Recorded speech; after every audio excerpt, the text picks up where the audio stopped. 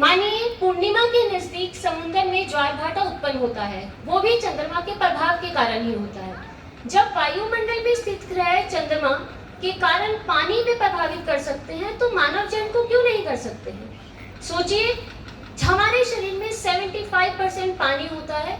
अगर आपने रावत सर को ध्यान से सुना होगा, उन्होंने भी बताया कि सभी ग्रह हर एक व्यक्ति के हर एक अंग को प्रभावित करते हैं।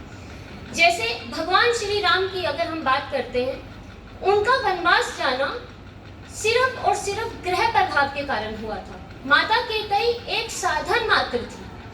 माता कैकेयी के कारण ऐसा हुआ, वो साधन बनी कि उन्हें वनवास जाना पड़ा।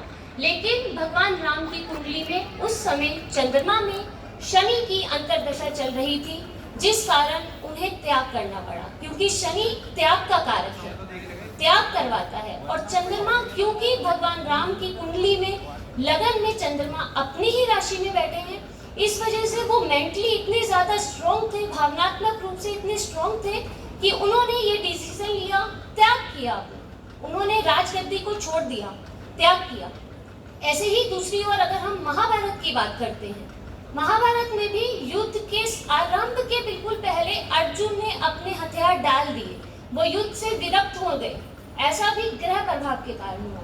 क्यों हुआ? क्योंकि चंद्रमा में राहु की स्थिति बनी हुई थी। उस समय वो भावनात्मक रूप से इतने कमजोर फील कर रहे थे कि सही निर्णय ले ही नहीं पा रहे थे।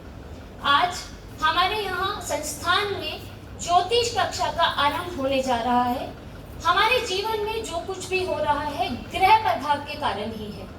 कुछ लोग इसे मानते हैं, कुछ लोग इसे नहीं मानते, लेकिन सत्य कभी भी छिप नहीं सकता है। कभी ना कभी आप जीवन में उसे जरूर एक्सेप्ट करेंगे कि ये जो जीवन में हमारे हो रहा है, ये इसी की वजह से हो रहा है। मानव शरीर पर कोई भी तिल, कोई भी चोट या कोई भी घटना अगर होती है, तो ज्योतिष शास्त्र उसे फलित कुंडली लगन से देखकर फलित कर देते हैं।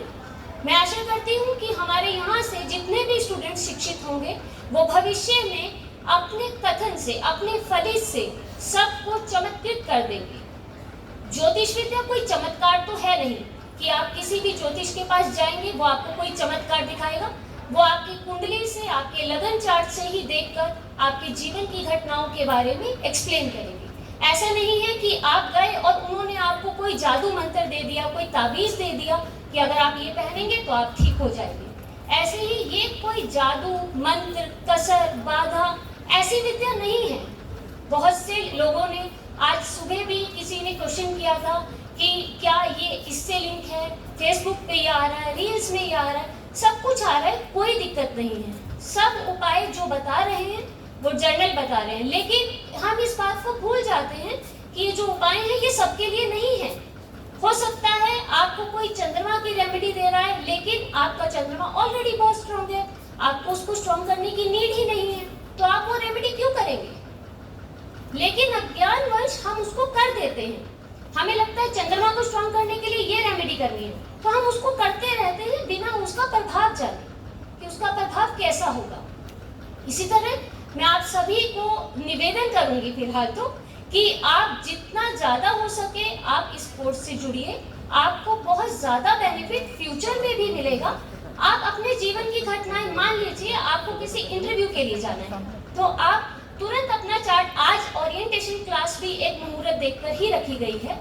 आज अनंत चतुर्थी थी, इसीलिए हमारे चांसलर सर ने बोला कि आज का दिन काफी शुभ रहेगा, हमें आज ही ओरिएंटेशन क्लास रखनी चाहिए। मैं चांसलर सर का भी तहे दिल से शुक्रिया करना चाहती हूँ कि उन्होंने हमारे संस्थान में इतना अच्छा कोर्स लाया है। भारत उन्हें इस ज्योतिष में आने के लिए और ज्योतिष को अपने संस्थान में शुरू करने के लिए हमेशा याद रखेगा। Thank you.